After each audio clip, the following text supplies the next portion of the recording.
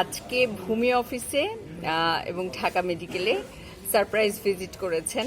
ভূমি অফিসে করেছেন হচ্ছে ভূমি প্রতিমন্ত্রী, আর স্বাস্থ্যে গিয়েছেন স্বাস্থ্যের মন্ত্রী।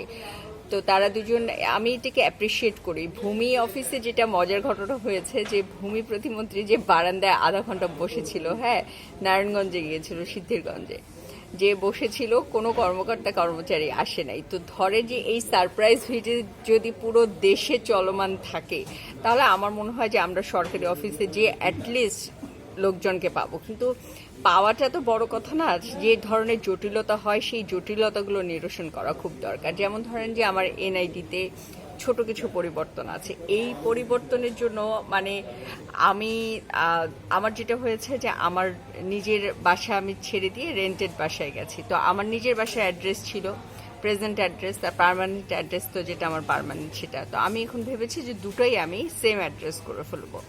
এটার জন্য আমার হচ্ছে ওখানকার আঞ্চলিক অফিসে মানে রংপুরে এতবার যেতে হয়েছে, যাওয়ার পর আমি কিন্তু ক্ষান্ত দিছি, হ্যাঁ।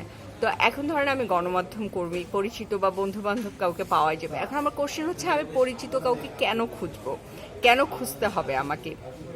আমি যাব, আমার কাজ হয়ে যাবে। এবং সব থেকে ভালো হয় যে এখন সবাইরই জীবন খুব জটিল হয়ে গেছে। আপনার অনলাইনে একটা ফর্ম থাকবে, আপনি ফিল আপ করবেন, যা যা কাগজ থাকবে তারা ভেরিফাই করবে, আর ভেরিফাই করলে ওকে হলে আপনি আপনার টাকাটা জমা দিবেন। দেওয়ার পর আপনি এটা নিয়ে আপনার কাজ ওকে হয়ে যাবে। মূল আইডেন্টি মানে আইডি কার্ড, এনআইডিটা আপনি আনতে গেলেন। তো এইসব জটিলতার কারণে আমি আসলে ওই পথই মারাইনি, যা চলতেছিল তাই চলতেছে।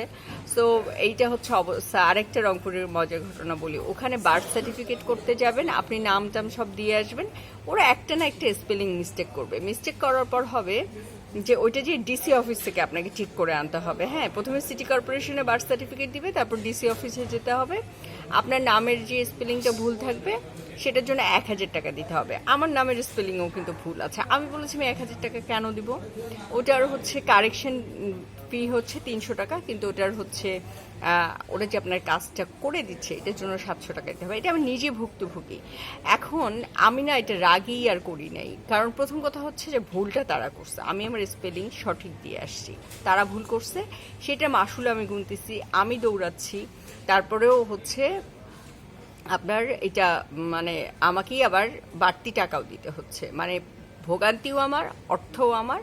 তারা তারা তো আমার এই কাজগুলো করার জন্য আছে। তো সরকারের কাছে আমার এটাই আবেদন থাকবে যে এই যে ছোট ছোট ছোট ছোট সমস্যাগুলো, আমাদের জীবনে তো অনেক ব্যস্ততা, সেই ব্যস্ততার মধ্যে প্রত্যেকের জীবনে ব্যস্ততা আছে, সেই ব্যস্ততার মধ্যে এই নাগরিক সুযোগ সুবিধাগুলোকে অনলাইন বেস করে দেয়, এবং যেটা ফি, নির্ধারিত ফি, তাহলে এই ঘুষের বাণিজ্য যেটা বা খুশি করার জন্য দেওয়ার যে টাকার প্রভিশন, সেটা অফ হয়ে যাবে। অ্যাটলিস্ট অটোমেটিক্যালি যদি সিস্টেম জেনারেট করা যায়, সেটা আমার মনে হয় বাংলাদেশের জন্য ভালো হবে।